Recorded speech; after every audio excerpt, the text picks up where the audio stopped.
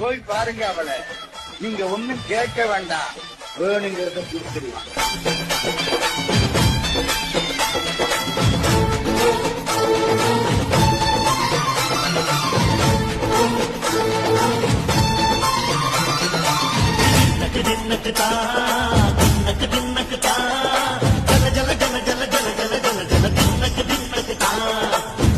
அலங்காரி சந்தன பூமாரி தாயி பராசக்தி தின்னக்கு தின்னக்கு தான்.